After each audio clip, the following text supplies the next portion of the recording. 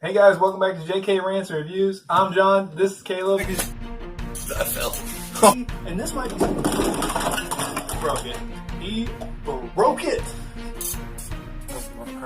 Let's get do your thing, cuz. No. You're gonna break the table. And here we go.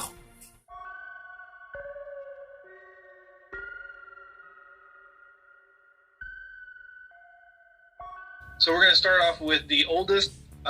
Leatherface showed up in 1974's Texas Chainsaw Massacre. It's been in 8 movies, including the 2017 Leatherface movie. Iconic. Yeah, I mean, and there's so many different versions of it that actually have like a huge following. Like you have the original Killing Mask in the first film. You have the Pretty Woman mask in the first film. The reboot mask is wildly popular. The 3D mask even got a Trick or Treat Studios mask, which shocked me. Then you've got some lesser known ones. I mean, there's so many different versions of the mask in each film alone. But yeah, that's an iconic style. But the nice thing about Leatherface is that for the most part, it's they're similar enough to where it's not very jarring. Yeah. So then we go to 1978 horror classic, Halloween with Michael Myers. So that is featured from 1978 to 2018. I believe 11 movies with no consistency whatsoever, all across the board. Some good, some bad. But the funny thing is, they keep some of the same characteristics throughout. Whereas I feel like some of the other masks have some deep color changes or something just so unsettling different from the last one. I mean, they're all similar in their own way, but Michael Myers, it's pale white face with weird brown hair. And then the Nicolas Cage Right. 5. Occasionally skewing, whether it be pink with blonde hair or digital. It's kind of all over the place. Then we go to Friday the 13th, the Jason Voorhees mask featured 1982's Friday the 13th Part 3. There are 10 masks, 10 movies that feature the mask, and all are iconic, also with some consistency, some inconsistency, some mask just randomly appears. Yeah, I mean, I love zombified lob of goo who was just resurrected via electricity under a lake get a mask than it sitting conveniently on the steering wheel of a boat. Right? Yep. Right. And then we go to one that most people probably don't think of, but it's super iconic. And that is... You see it everywhere. It's actually, it took us a while to think of it. But yeah, it was up there. Yeah, and that is the Hannibal Lecter muzzle. First appeared in 1991's Silence of the Lambs. It also appeared in 2001's Hannibal and 2002's The Red Dragon. The newest iconic, in our opinion, is Ghostface from 1996 through 2011, featured in 4 films and in 1 series. Yeah. Not counting, we're not going to really count the series because it doesn't have anything to do with the movies. Really just focusing in on the movies. Yeah. Yeah. So keep in mind, guys, we're just talking about most iconic. So let's just run through these real fast, and we'll rank them from worst, or not worst, but least iconic to most iconic. Right. Caleb, talk it out. What do you think for least iconic? Least iconic, I am going to go Hannibal Lecter. Yeah, I think you're right on there. I mean, I love it. The movies are great. It makes for a good trilogy. Anthony Hopkins is fantastic. It's creepy. It's organic to the character. Yep. But it's not used very often, and you just don't see it in pop culture very often. Yeah, I mean, they pop up in the mask community a lot, and they pop up like as like decals and stuff like that, but it's just not quite the level of the other horror villains, in my opinion. Second least, and number 4, I would probably have to go, and this has nothing to do with the character. I'm thinking pop culture and what it did and how it progressed. I'm going to probably go with the face mask from Leatherface. Oh, I'm going to strongly disagree. Yeah, well, let's hear your rebuttal, sir. Ghostface. Scream has had less time to adapt, and there's something about the original Texas Chainsaw Massacre being one of the quote-unquote godfathers of slashers as we know them, that there's this level of importance and respect to that film, and even to a couple of its sequels and to its reboot, that make that mask, or those masks, so very iconic and important that I would personally see them as a higher than Ghostface. Now, I could see somebody making a case for, well, when I was a kid, everybody had a Ghostface costume.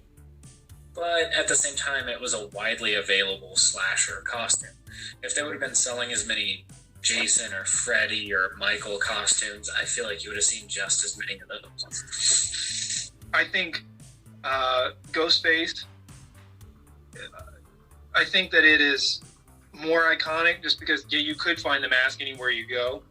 And I think it did more to revitalize horror, to save horror, than Chainsaw Massacre. I mean, don't get me wrong, Texas Chainsaw Massacre, it's iconic, obviously. I mean, it did amazing things for horror. But I think that Michael Myers' mask would be more influential in slashers than it. But anyway, that we'll go on. So so what would you say is your number 3 least? My number 3 is actually Leatherface.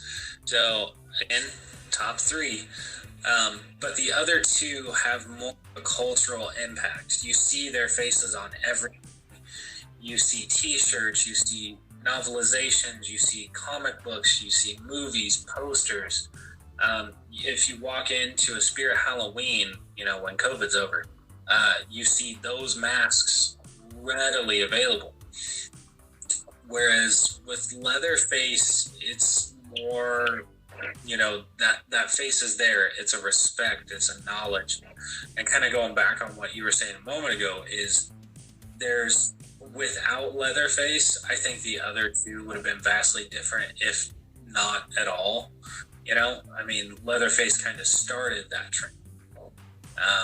But I feel like the next 2 in our line kind of held that badge for longer and did a better job overall getting the masses to the theaters. Yeah. I'm going to go, my number 3 is probably going to be the Michael Myers, William Shatner mask. Wow. And I love Halloween. I love Halloween. But the problem with Michael Myers mask is, once again, the consistency and the randomness at which it just pops up. I would had Michael Myers had his day for the first movie and the second movie, and in the fourth movie he just rocks the bandages the whole time. I would have much rather preferred that. And then in 5, it just didn't feel very organic. I don't know. I personally, the inconsistency in masks is what holds the Michael Myers mask back for me. Wow, I really disagree. Really, I can't put Michael Myers as top 2. There's 2 versions of the mask that people, I feel like, use as foam backgrounds or on T-shirts or whatever, and that is the original 78 or the Rob Zombie reboot. And those 2 masks they're so similar in all the right ways that they work together. I think when people think of Michael Myers masks, they think of that original Shatner converted mask, or they think of the Rob Zombie reboot mask. So to me, those are more iconic. Michael Myers is the number 2 for me. It's a great mask. It is something that we see throughout we will see throughout pop culture history. Halloween really, really invigorated the horror genre. you can't get more perfect than the first two Halloween films, in my opinion. Those set the record for what other horror films and slasher films were supposed to be. And when people think of slashers, I feel like his mask is right there at the front of their minds. Yeah. So your number 2? Absolutely. My number 2, now these two are like razor thin. Like, could go either way depending on my mood. I really try to do my best to take my personal biases out of these because I love all these franchises, some more than others. But I'm going to say that my number 2 is Ghostface. And the reason it climbed so high is because for the importance that it had, because of Jason, Michael, and Freddy, and some of Leatherface, destroying the slasher horror craze, because they just abused the bejeezers out of it for a decade plus. It came in and saved and gave us what little bit of horror we had in the 90s and early 2000s.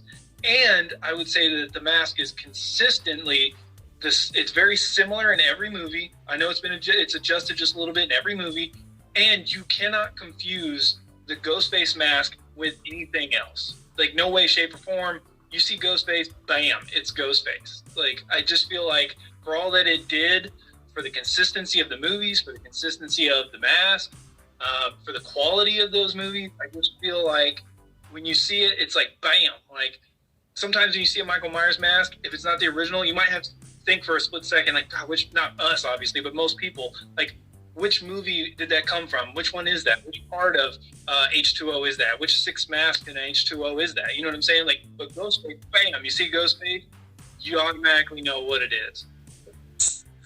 See, I can hear that argument and work with it, but at the same time, I see the Michael Myers mask is far more iconic. Like, it's up there. You know, when people get like the slasher posters or slasher T-shirts, like, I feel like even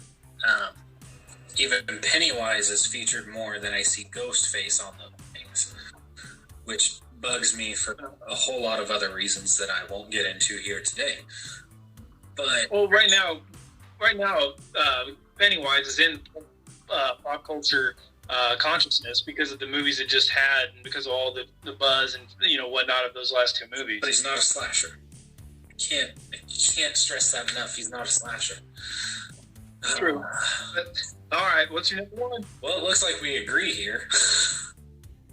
Jason Yay, Voorhees. we did it. Jason Voorhees. The hockey mask is iconic. It doesn't matter if it's the snub nose from Jason X, the rounded out Part 8, even the remake that's all really grubby and dirty. It doesn't matter. That hockey mask, you know when you see it, Jason Voorhees. There's only one time that it wasn't. That's Rory Burns. And even that, throughout the film, you think it's Jason. Spoiler from 1980, whatever. But still. 1985, I believe. Yeah. It's the most iconic of the slasher masks, in my opinion. It's stapled on T-shirts, posters, video games. It's everywhere. Yeah, Kane Hodder had a necklace with it when we saw him. Yep. Yeah, I mean, we said it's in 11 movies. Same thing I said with Michael Myers, how sometimes, like, the average person might not know which movie a certain mask was from. Might take them a minute or something like that. But boom, you see any kind of version of the mask. You even see just regular hockey masks, and automatically you go to Jake. Yeah. Like, unless it's just like a hockey mask that's just a glass shield, you think Jason Voorhees. Like, when Christmas Vacation out with the chainsaw with the mask on, first thing you think of is Jason Voorhees. Yeah, Mad Max. Mad Max. Like, yeah, it's iconic. Not that I don't want to make an argument for Michael or anybody else, but you just can't deny that movie with the good and the bad and the ugly and all in between. It's there. Yep. Jason Voorhees takes the cake on that one. And, I mean, honestly, if we ever do get a legit follow-up to any of the movies, which I hope we do, I would actually kind of like to see the sack mask again. But at the same time, how can you take away from such an iconic mask that means so much to fans and so much to pop culture in general. What you need to do is go back and do a different perspective. The original, you should have Baghead Jason helping his mother kill people, and she's so whacked out of her mind she doesn't even know he's there, or he's a different.